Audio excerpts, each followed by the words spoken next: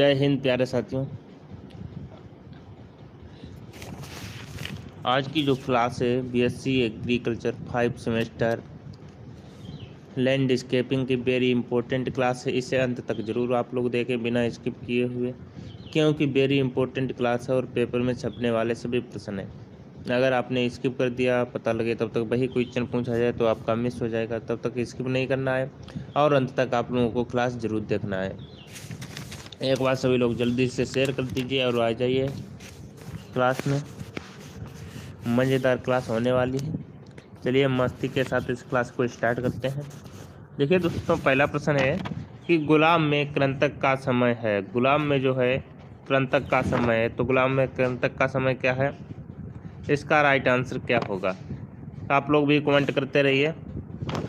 तो गुलाब में कृंतक का समय है अक्टूबर। क्या है, अक्टूबर है गुलाब में कृंतक का समय। ठीक है, आप लोग समझ गए होंगे, ऑप्शन सा राइट है।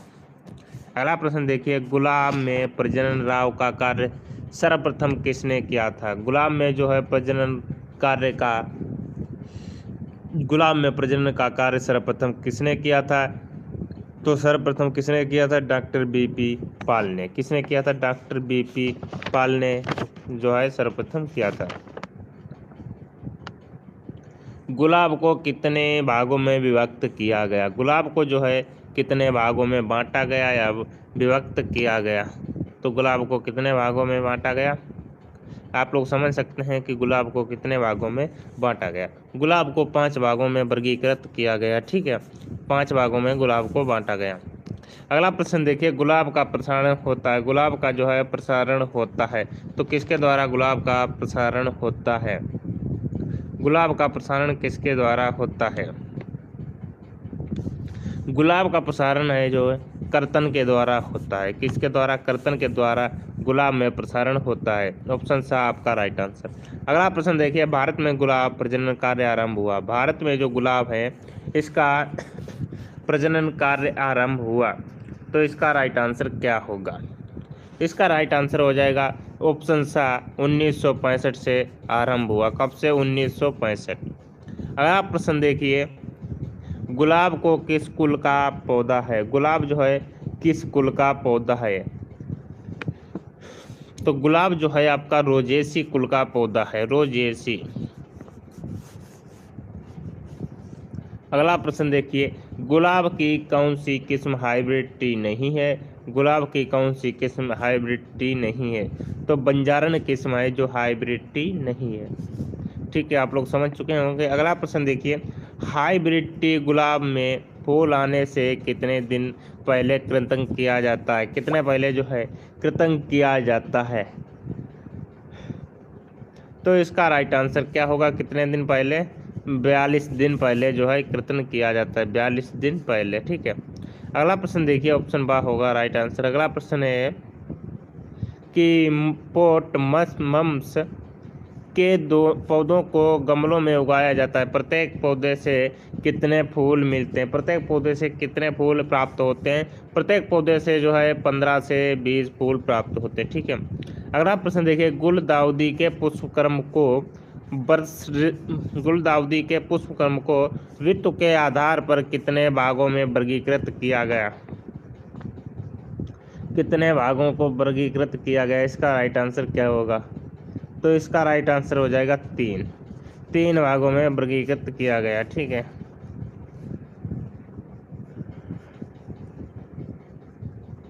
अगला है 1830 में गुलदाउदी की सफल प्रदर्शनी किस देश में हुई। 1830 में गुलदाउदी की सफल प्रदर्शनी किस देश में हुई, तो इसका राइट आंसर क्या होगा, तो किस देश में सफल प्रदर्शनी हुई। इंग्लैंड आपका राइट आंसर हो जाएगा, ऑप्शन बा इंग्लैंड। इंग्लैंड आपका राइट आंसर होगा।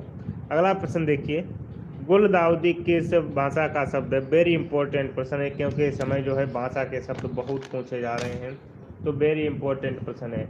गुलदाउदी किस भाषा का शब्द है,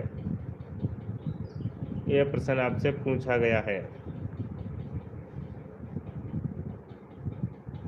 तो गुलदाउदी आपका किस भाषा का शब्द है, राइट आंसर क्या होगा? आप लोग भी कमेंट करते रहिए कि इसका राइट आंसर क्या हो जाएगा। गुलदाउदी जो है फारसी भाषा का शब्द है, किसका? फारसी भाषा का। कंफ्यूज नहीं होना है, अच्छे से इस प्रश्न को करना है आप लोगों को, ठीक है। अगला प्रश्न देखिए,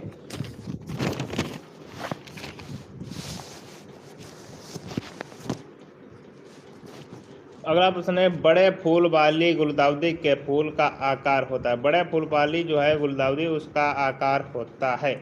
इसका राइट आंसर क्या होगा?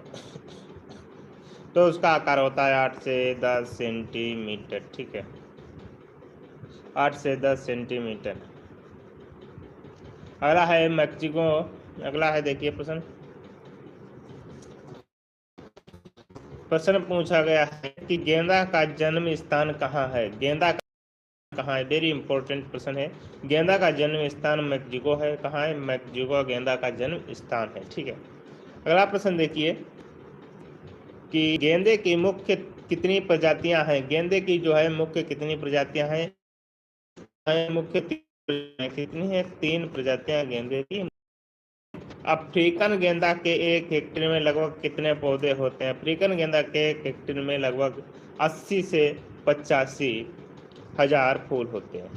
80 से 85 हजार फूल होते हैं। अगला प्रश्न है, गोल्डन जैम गेंद का किस्म है? गोल्डन जैम गेंद जो है किसकी किस्म है? इसका राइट आंसर क्या होगा? तो मैक्सिकन की जो है किस्म है, किसकी? मैक्सिकन की।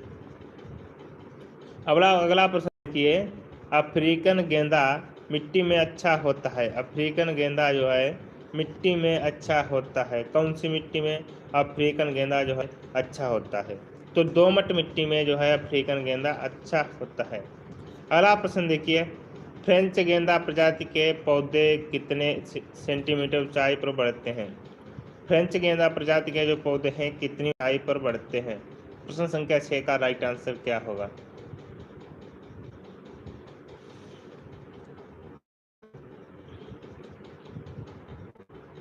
देखिए, जो 10 से 32 है, इतनी सेंटीमीटर की ऊंचाई पर बढ़ते हैं। गेंदा की जाति है, गेंदा की जाति है, कौन सी गेंदा की जाति है?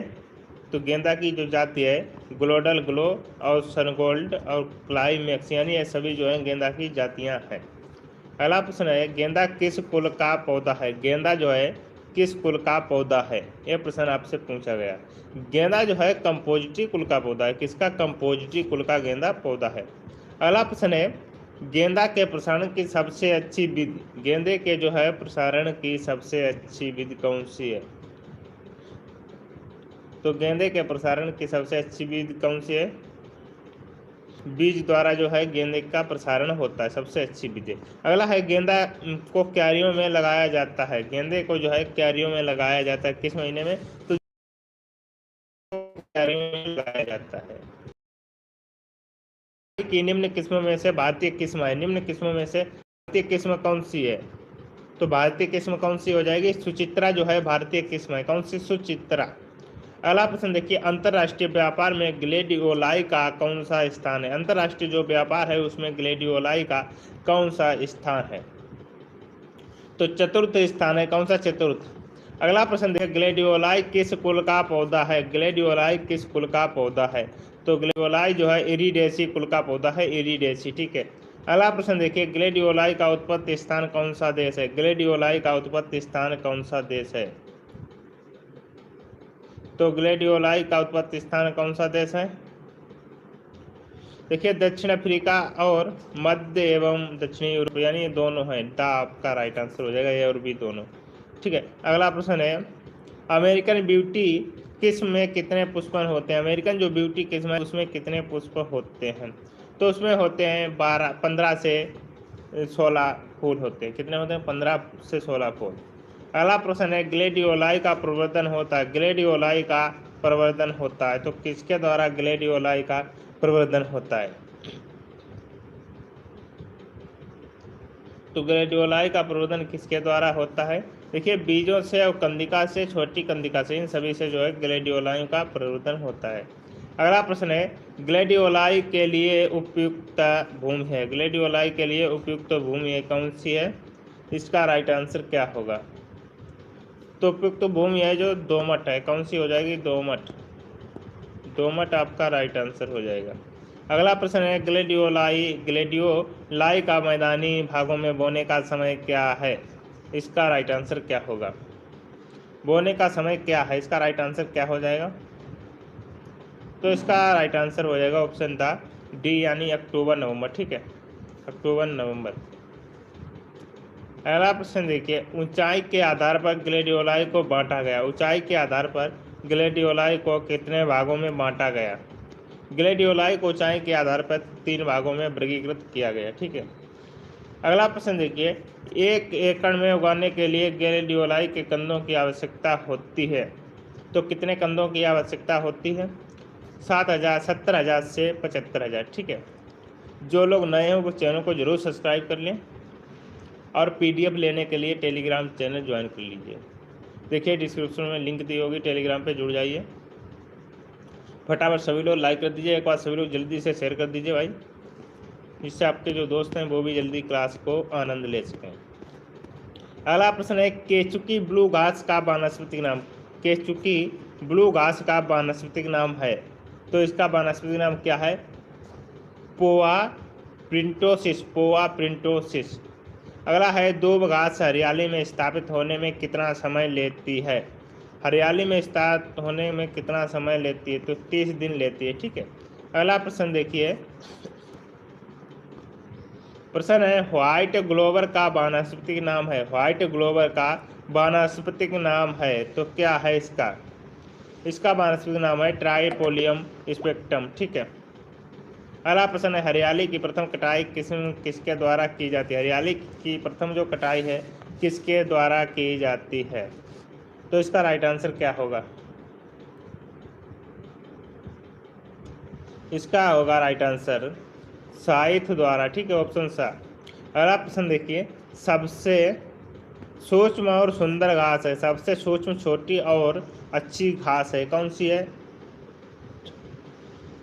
तो आपकी हो जाएगी फेस्क्यू ग्रास, फेस्क्यू ग्रास। ठीक है। अगला प्रश्न देखिए, लाख के लिए मैदान होना चाहिए। लाख के लिए जो है मैदान होना चाहिए, कैसा होना चाहिए? आपका राइट आंसर क्या होगा? तो लाख के लिए जो मैदान होना चाहिए, ऑप्शन आ चौरस। ठीक है। अगला है, ब्राह्मी के समान घास को कहते हैं। ब्राह्मी के समान घास को कहते हैं, ब्राह्मी के समान घास को कहते हैं डिकोहोंडा रिपेंस, डिकोहोंडा रिपेंस।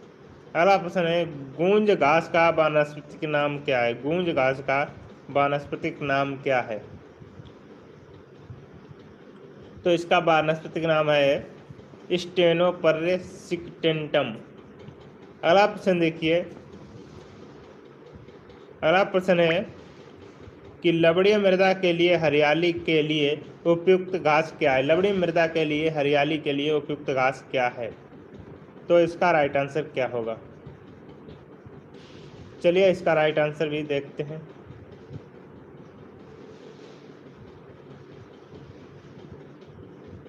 इसका राइट आंसर हो जाएगा ऑप्शन ए, पैस्पलम डिस्टिकम। अगला प्रश्न देखिए, हरियाली लगाने वाले भूमि का पीएच मान कितना? पीएच मान जो हरियाली लगाने वाला भूमि का पीएच मान कितना होना चाहिए? 5.5। ठीक है, से कम।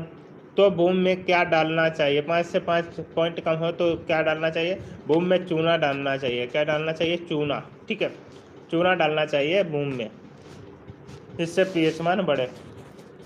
जो लोग यूट्यूब पे नए हो वो चैनल को जरूर सब्सक्राइब कर लें और जल्दी से चैनल को सभी लोग शेयर कर दीजिए। एक बार भाई जल्दी से शेयर कर दीजिए, इससे और भी आपके साथी जो हैं वो भी क्लास देख सकें। जल्दी से सभी लोगों को शेयर करना है। सभी इम्पोर्टेंट प्रश्न हैं, पेपर में छपने वाले प्रश्न हैं। आज के लिए जय हिंद, मिलते हैं नेक्स्ट टाइम, तब तक के लिए टाटा बाय बाय।